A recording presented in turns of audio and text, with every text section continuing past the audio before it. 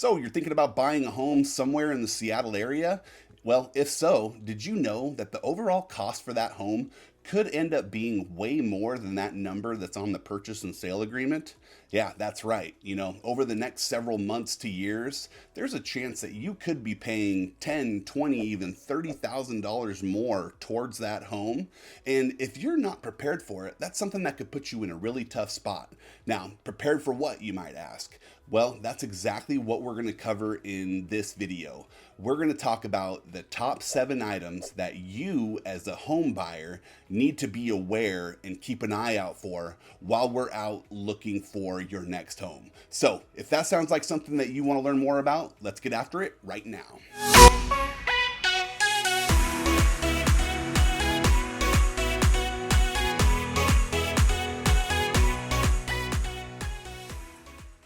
Hey, if this is your first time to the channel and you want to learn everything about living, working, playing, eating in the city of Seattle, Washington, then subscribe down below, tap the bell for notifications so you could be the first to learn about the current market here in Seattle.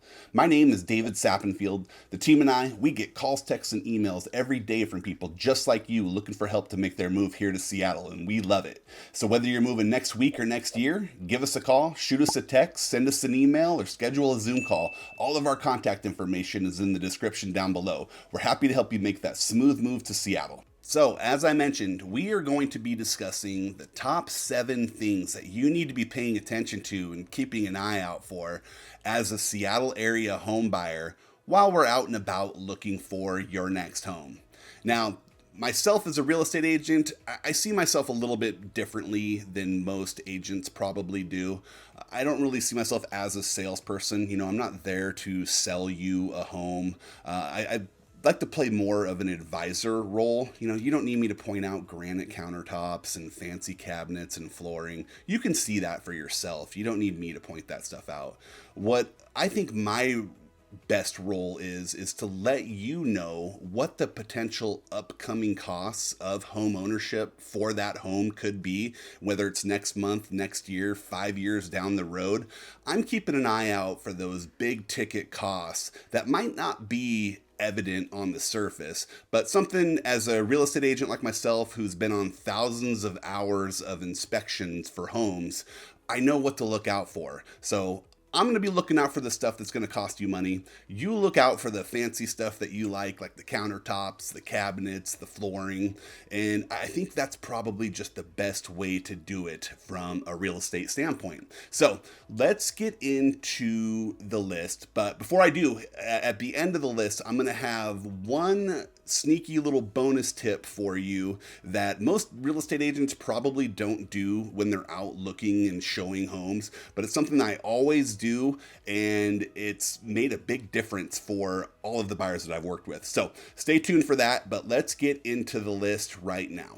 All right, so the first thing that we are going to look at when we're going to check out these homes, starting from the outside of the home, because of course that's where we're starting, on the outside. There's things that I always look for on every house. I have a mental checklist of these big ticket items that we're going to pay attention to. And the first thing is going to be the foundation, okay?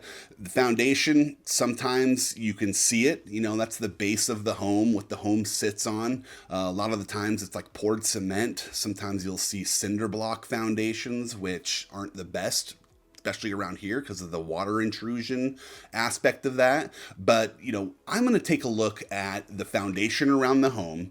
It's pretty common to see small vertical cracks in a foundation, but what we don't want to see are cracks that are over 1/8 of an inch wide and potentially going horizontal, or kind of step cracks. Not straight up and down in a vertical fashion. Those are signs of potentially a bigger problem that could be very expensive. Foundation repairs can be minor, from a couple $1,000s, to major, several, $25,000, $30,000 to get these foundations fixed. So yes, an inspector is going to find this stuff, but if we can point this out at our first visit and know exactly what we're getting into before we even have an inspection done, that's just all the more power for us. And who wants to pay $500 or $600 for an inspection when, only to find out that, oh, there's a huge foundation issue, when, you know what, that's something we probably should have known before we even got in the front door the first time we saw the place. So always the first thing I look at, the foundation of the home, super important, super expensive if a fix or repair is needed, but it's not the end of the world if issues are found. Usually that's something that can be negotiated with the seller. But, if we know that right away, that's just all the more power to us and puts us in a better position for negotiating. All right, now the second thing I always pay attention to when going to look at a home is the condition of the roof. Sometimes it's not easy to see the roof just because of the vantage point you have from the ground. Maybe you can't get a good look at it, but a lot of the times you can, whether it's from a porch or a bedroom window. One thing I always want to pay attention to is, how that roof looks, what the condition of it is. And in the Northwest here, you're going to see three major types of roof. You're going to see composition roof, which will last 25 to 30 years.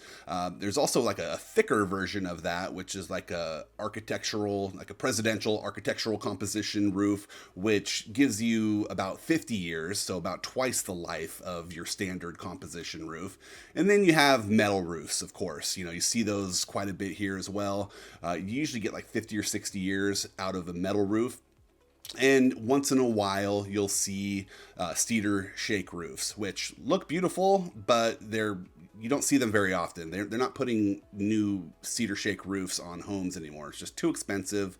They don't last as long as a composition roof does, and just way more expensive to replace. So we're starting to see the cedar shake roofs go by the wayside. So mainly in this area, you're going to see those three roofs. Now, what we want to pay attention to is obviously the condition of those shingles. And, I'm talking about the composition roofs. Metal roofs, there's really not much you can tell. You can look for water damage or leaking issues on the inside of the home or in the attic. But for the most part, a metal roof, it's really hard to judge unless you're a professional metal roof contractor, which can get up there and check things out. But from a composition roof standpoint, which is probably 90% of what you're going to see here in the Seattle area, we want to see what the condition of those shingles are. Okay, so like I said, on most roofs, they're going to give you 25 to 30 year lifespan on that. And what happens is, as the roof ages, you start to lose some of those little granules that are on top of a composite roof shingle. If you've seen a roof, you know what I'm talking about, those little tiny little pebbles, So as the roof ages, those start to kind of slough off a little bit. It exposes that tar layer underneath. And then what happens is it kind of loses its UV protection from the sun. And then the shingle itself becomes brittle, breaks, and then that's where we start to get leaks and problems with, water intrusion in your attic and stuff like that. So, usually we can tell visually just by looking at it, what kind of condition it's in, whether or not those little granules are starting to slough off or not. But, sometimes it's just basic math too. If you're looking at a home that's, 20 to 25 years old and the roof doesn't look brand new, well, chances are it's probably going to need a roof soon. And to replace a roof in this area, you're looking anywhere from 10,000 all the way up to 30 or 40,000 or even more, depending on how big the roof is. So, something you want to pay attention to, because that is a major upcoming cost potentially for you that you might be on the hook for a couple years down the road if that roof starts to leak. So, always something I pay close attention to, and that's just one of those big ticket items that we don't want to miss out. Okay, so the third thing that we always look out for when we're going to look at homes is the siding. What type of siding does the home have on it? So first, I want to discuss what we don't want to see for the siding. And what we absolutely do not want to see is LP siding. LP stands for Louisiana Pacific. Really popular on homes built in the early 90s. And what it is it's it's like a composite. It's almost like a sawdust composite type of siding that was actually recalled in the 90s because what would happen is water would get into the siding and it delaminates it. It's called delamination, where it basically falls apart, crumbles apart, and turns back into sawdust. Okay, so big lawsuit on the LP siding. A lot of homeowners receive settlements for having that siding on their home, but it wasn't enough for them to actually replace the siding that was on their home. So most of them just didn't do anything with it. They still have LP siding on their home, which deteriorates. If you don't keep paint on that lower paint, that drip edge, water will, wick back up into it and just destroy the siding. So if it does have LP siding, it's not the end of the world, I guess, but more than likely, instead of painting your home like every 10 years, you're probably gonna have to paint your home like every 4 to 5 years to make sure that it's protected from that moisture. So eventually, you're probably just gonna have to replace the siding, which could be a huge cost, $25,000, $30,000 easily if you're gonna be replacing it with like a cement composite type siding, which we will get into. But the number one thing we wanna, hopefully avoid is LP siding. It doesn't mean that we should just completely eliminate it as an option if a home does have LP, because like I said, if it's been protected and covered in paint for every 4 to 5 years, then it's probably okay.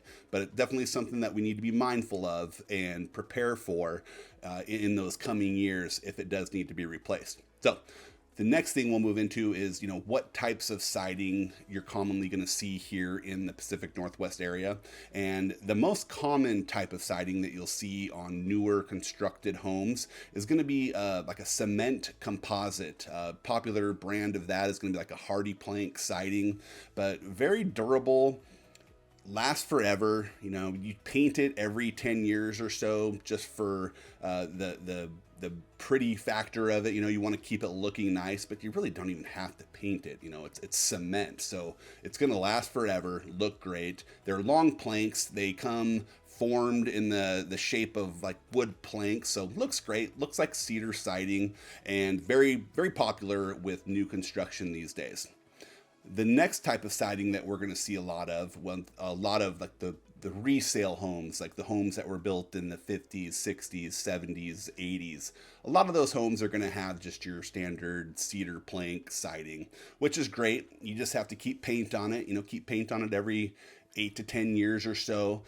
As long as you do that, keep it protected from the weather, it's going to last forever. It's going to look great. But that's what you see in a lot of those earlier resale homes, the cedar, horizontal cedar plank siding there. What we'll see sometimes as well is vinyl siding. Vinyl siding, not my favorite, but, and I guess I'll just get into why it's not my favorite first, but it just doesn't look that appealing, I guess. It comes in, I don't know, probably 10 or 12 foot sections, which will leave stop and start points all over the siding, and it just kind of, you can easily tell that a home has vinyl siding.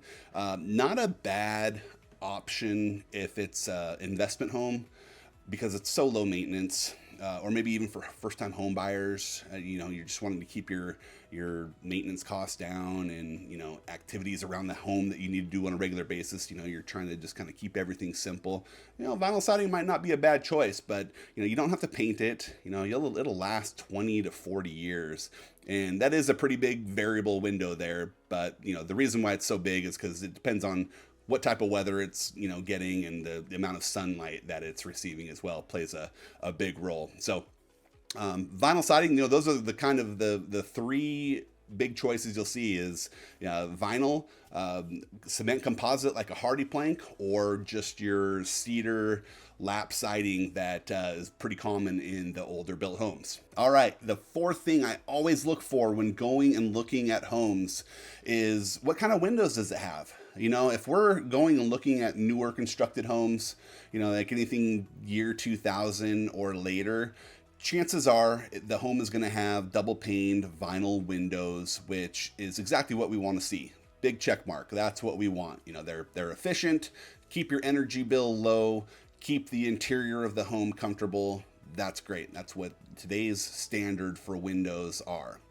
But if we're looking at resale homes that are a little bit older, like, 50s, 60s, 70s, 80s, sometimes even early 90s, but they started to kind of shift into vinyl at that point. But a lot of those earlier decades, if they haven't been upgraded yet, chances are they have aluminum framed windows, which it's not the end of the world. You see a lot of homes with aluminum framed windows, but I will say, in a home with aluminum framed windows, during the winter time, it is tough to have that kind of cozy, warm feeling of a home when a home has that aluminum framed window, because the aluminum draws in that cold air from the exterior and just makes it really difficult to keep the inside of the home as warm as you'd like. So in return, you're keeping your furnace higher, which is costing you more money to stay comfortable in the wintertime.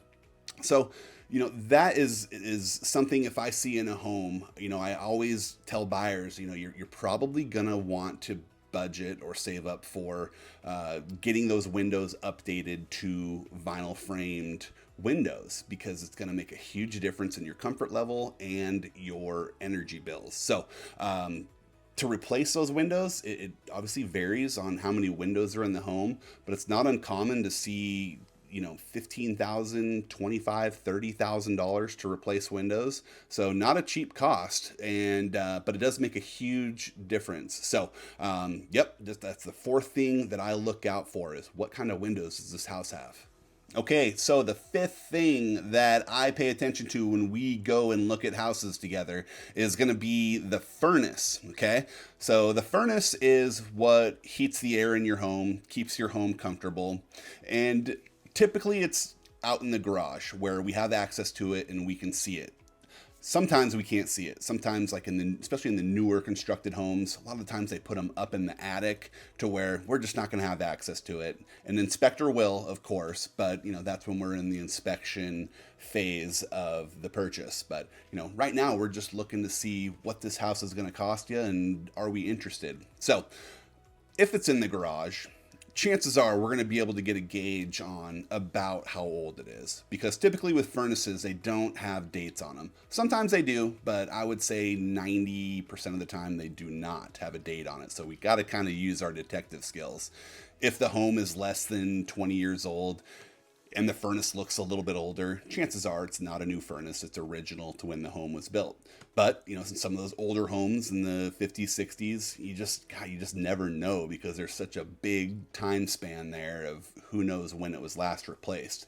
The typical life expectancy of a furnace, you're going to get 18 to 22 years out of it. And after that, it's going to start giving you problems. You're probably going to have to replace it soon. So, homes that are built in the early 2000s, those homes, if they haven't replaced their furnace, chances are that is coming due very soon. And to replace a furnace is going to cost you anywhere from like $2,500 to $3,000 on the low end for just kind of a budget furnace, but you can pay up to $5 or $6 grand for a nice high efficiency furnace to have that put in to keep your energy bills lower. So just not a huge expense, but something that we need to be aware of, because those typically last you, like I said, 18 to 22 years. And if that's coming up, make sure we have that set aside to replace that when that comes, because you don't want to be stuck in the cold without a working furnace. All right, the sixth thing that I always pay attention to when we're out looking at houses is going to be, what kind of hot water tank does it have and how old is it? Okay, so typically we will see a hot water tank in the garage next to the furnace. Sometimes we'll see them in an interior closet of the house, but it just depends, but most of the time you're going to see them in one of those two locations. Occasionally you'll see them underneath the home in the crawl space, which isn't very common, but I've seen it before, and every so often you run into that. But most of the time it's going to be the garage or an interior closet. The two types of water tanks that we're going to see on a regular basis are going to be the, like 40 to 50 big cylinder drum style that you'll see in garages, or with newer constructed homes, you're going to see a tankless option for the water heater, which is typically just mounted to the wall in the garage. which is a really nice option to have because you never run out of hot water. It's an on-demand system, so you're constantly having hot water. It's more efficient on your bill because you're not paying to heat up 40 or 50 gallons of water like you would in the old traditional tanks. So you have some benefits there. A drawback of having a tankless system is that to get the most life out of it, the maximum life expectancy out of that tank, you're supposed to have them serviced and cleaned every year by a professional, which can cost you $100 or so, which is going to negate any kind of savings that you got on its efficiency. So kind of just nice to have it for the not ever running out of hot water purposes. But those are kind of the two differences of the most common types of tanks we're going to see. Now, for both of those, they typically last anywhere from 8 to 12 years, and sometimes you'll get way more out of that, 20 years, but on average, you're looking 8 to 12 years. And to replace one of those, we're talking probably on the low end of about $1,200, all the way up to maybe $2,500 if you're getting a nice tankless option installed, which that's about typical. And you're probably looking every decade or so, you're going to have to consider replacing that. So something to consider. Not a huge cost, but if you're buying a home that is, the water tank is 8-10 years old, that's an expense that's right around the corner that you need to be prepared for. All right, so the seventh thing that I always look for when we're out looking at houses is going to be any evidence of water intrusion or water damage in the home. Homes and water just don't mix, okay? You want water as far away from the home if it's not in the plumbing lines, okay? You want to keep it as dry as possible. But we live in the Pacific Northwest. It's rainy. There's a lot of groundwater. It's everywhere. So what we want to look out for is any kind of water damage or intrusion. Now, the most common areas you're going to see this is in homes with like a one-story home with a basement, okay? We go down in the basement. First thing I pay attention to is the smell. Usually you can smell if a basement is dry or if it's kind of musty and damp. You kind of just pick that up right away. But another thing that we need to look out for is what's called efflorescence. And if you don't know what efflorescence is, it's, if you look at like a foundation wall or a cement wall, when the water, if there's been water there, once it evaporates and dries and goes away, what's left is the efflorescence, which is like a white flaky powder, like crystal type material that's left once that water has evaporated. And, it's clear evidence that moisture has been in that room or in that area.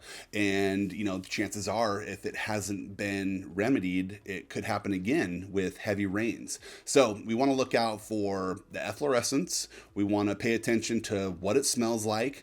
And there's also other visual things that we can look for with water damage, warping, staining. But for the most part, those first two things are what we really pay attention to, is the smell, and look for that efflorescence down in those basements and crawl space areas. So there you have it. That is my top 7 list of things that I always look for on every home that we're ever going to go and check out while you're in the home buying process. Now, you might ask yourself, aren't these items going to pop up on an inspection report? Yes, absolutely. They will pop up on an inspection report. But if we can identify any sort of major issues or deficiencies early in the process, like on our first visit, it's going to do a couple different things for us. A, it's going to put us in a much more powerful negotiating position when it comes to negotiating the contract with that seller. And B, if there are major items that are popping up that we know about and they're deal breakers right off the bat, then, it's going to save you $500 or $600 and 3 or 4 hours of time to do an inspection. So, we can just kind of eliminate that one right off the bat and be on to the next one. So we're just being more efficient with our time. and smarter with our money, which are two good things. I have one more little tip for you that I always pay attention to when going and showing homes is, when we're inside the home, if the home has what's called a crawl space underneath, usually you will find an access point in one of the closets. But the crawl space is like a 3 or 4 foot space underneath the home that keeps the home off of the ground, where they put insulation, keeps the home warm. But there's some issues that can go on inside the crawl space that can add up and be big dollar fixes down the road as well. So what I usually do is I will open up that crawl space hatch, poke my head down there, grab my flashlight, check it out, see if I'm looking for a few different things. I'm looking for evidence of any kind of water intrusion, by smell, or seeing any kind of puddled or standing water in that crawl space. I'm checking out the condition of the insulation under the home. If I can see that, that's great.